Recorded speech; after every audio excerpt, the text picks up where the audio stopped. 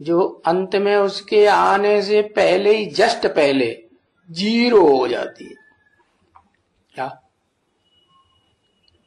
मन बुद्धि की पावर जैसे नील, क्या कहा, कैसी हो जाती?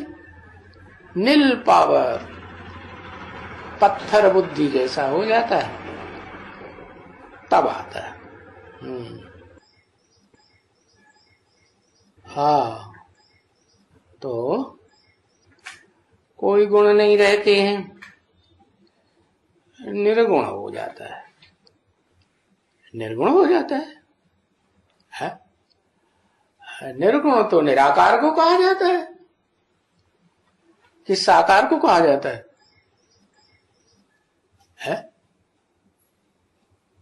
गुण अवगुण किसमें होते हैं? नीचे वाले में होते हैं। ऊपर वाले में कोई गुण अवगुण नहीं होते है। गुण होंगे तो देवता कहा जाएगा, अवगुण होंगे तो राक्षस कहा जाएगा।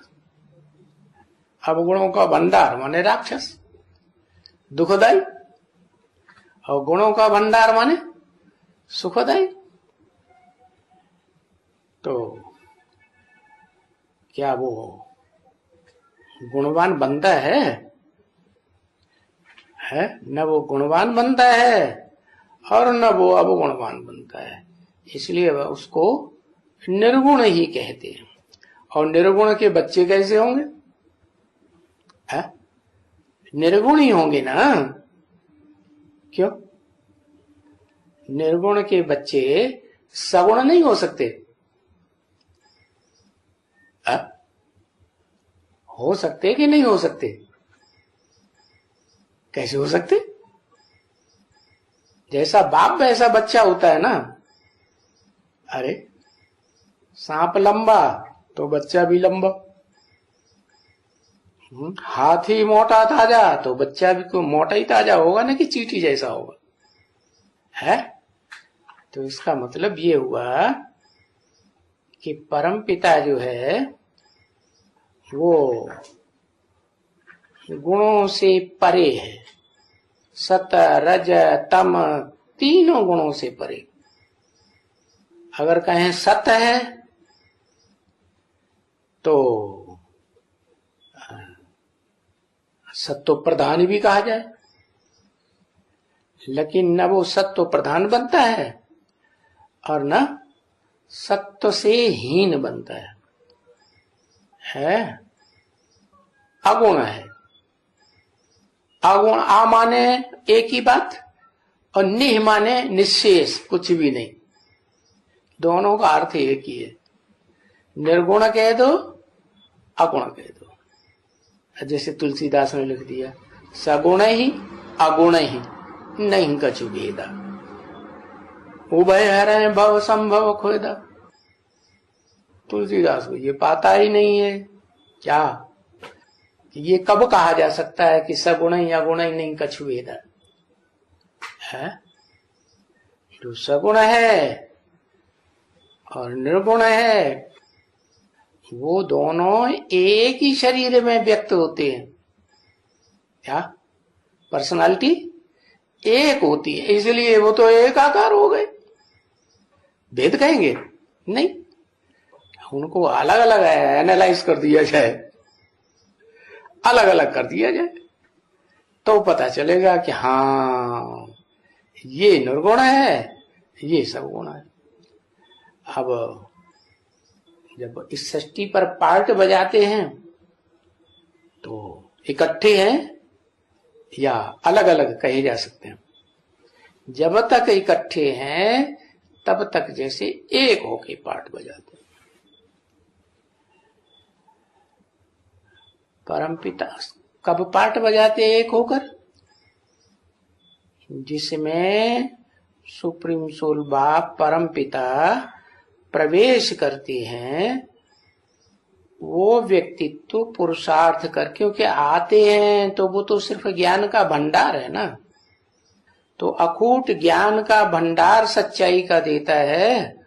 उस सच्चाई के भंडार के आधार पर जिसमें प्रवेश करते हैं वो आत्मा पुरुषार्थ करती है। और पुरुषार्थ करके क्या बनती है? सगुण बनती है। लेकिन पहले निर्गुण बने कि पहले सगुण बने? पहले क्या बनती है? निर्गुण बनती है, बाप समान बनती है। संग का रंग पूरा लगे तो जिसका संग का रंग लगेगा वैसा ही बनेगा कि देवता बनेगा? पहले क्या बनेगा? इसलिए बाप कहते हैं सुप्रीम सोल कि मैं जब आता हूं तो क्या बनाता हूं? आते ही नर से नारायण नहीं बनाता हूं। क्या फिर ये घोषणा क्यों कर दी? लक्ष्मी नारायण का जन्म कब हुआ? आज से 10 वर्ष कम 5000 वर्ष हुआ। माने 76 के लिए बोल दिया ना। तो क्या लक्ष्मी नारायण साकार या निराकार? 76 में क्या कहें? साकार या निराकार? अरे नीचे ऊपर कुछ नहीं समझ में आता है इसे। जो पूछ रहे सो बताओ।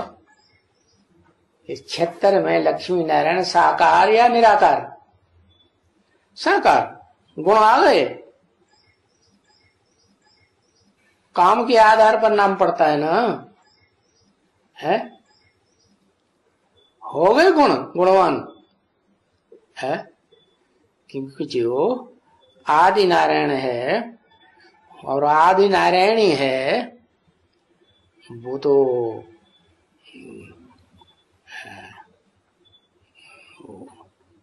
सबसे ऊंची स्टेज हो गई सृष्टि की। जो सबसे ऊंची स्टेज है उनको तो विष्णु कहा जाता है ना। तो विष्णु जो है कहें नो विष एट ऑल है 76 में, तो काय के लिए कह दिया नारायण? देवी देवता कह दिया। दिव्य गुण हो तो कहें देवी देवता। आत्मिक स्थिति बन गई, पक्की बन गई कि थोड़ी थोड़ी कभी बनती है कभी नहीं बनती है। जैसे बताया 5 दिसंबर को मेल हुआ तो 24 घंटे के लिए उस समय मेल हो गया था, या कभी अल्पकाल के लिए बनी और मेल हो गया, कि 24 घंटे के लिए स्थिति बन गई। प्रैक्टिस करेंगे 63 दिन होगी तो प्रैक्टिस है देह समझने की। तो परिचय मिला कि तुम देह नहीं हो, आत्मा हो। तो परिचय मिलने मात्र से 24 घंटे के लिए पक्का हो जाएगा? नहीं हो सकता। इसका मतलब ये हुआ कि शिव बाप तो आत्मा को देखते हैं ना। तो आत्मा की बारे में बात बता दी कि कौन सी आत्मा 500 करोड़ सृष्टि में है जो नर से नारायण और नारी से लक्ष्मी बनने वाली है संपन्न रूप में। बाकी ऐसे तो नहीं कहा कि वो साकार स्वरूप से निराकारी से साकारी बन जाएगी। आत्मा की बात बताई कि वो आत्मा जो है 76 में तुम ब्राह्मण बच्चों के बीच में दोनों आत्माएं लक्ष्मी और नारायण के रूप में पार्ट बजाने वाली आत्माएं प्रत्यक्ष होने लगेंगी। बाकी ये नहीं कहेंगे कि उनका शरीर संपन्न हो गया है। पहले शरीर संपन्न बने या आत्मा संपन्न बने? शरीर जड़, आत्मा चैतन्य। कौन पहले सुधरेगा? आत्मा सुधरेगी ना। तो बताया कि जब पुरुषार्थ संपन्न हो, क्या लक्ष्मी और नारायण का, और पुरुषार्थ, पुरुष अर्थ, पुरुष माने आत्मा, अर्थ माने लिए। हाँ, आत्मा के लिए जब सब कुछ करे, देह के लिए न करे, तब वो कहेंगे क्या कि पुरुषार्थ सही कर रहा है। देवता बनने का, क्या नर से नारायण बनने का। तो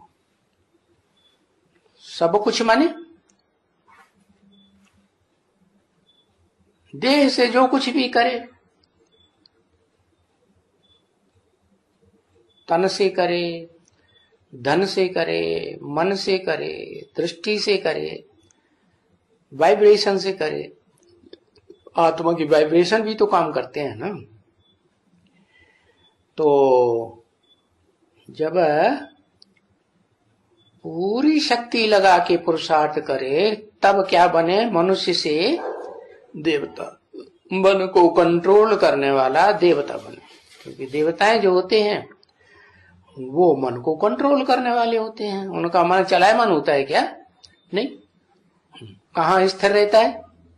हाँ, भ्रुकुटी के मध्य में जब तक हैं जीवित, भ्रुकुटी के मध्य में उनकी आत्मा स्मृति पक्की रहती है, एकाग्र रहती है। माने मन बुद्धि एकाग्र है तो देवता, और मन बुद्धि एकाग्र नहीं है तो देवता नहीं। तो बताया कि वो परम पिता supreme soul heavenly God father इस सृष्टि पर जब आते हैं तो साकार शरीर में प्रवेश करके वो आत्मा का ज्ञान देते हैं कि तुम देह नहीं हो, आत्मा हो। तो परम पिता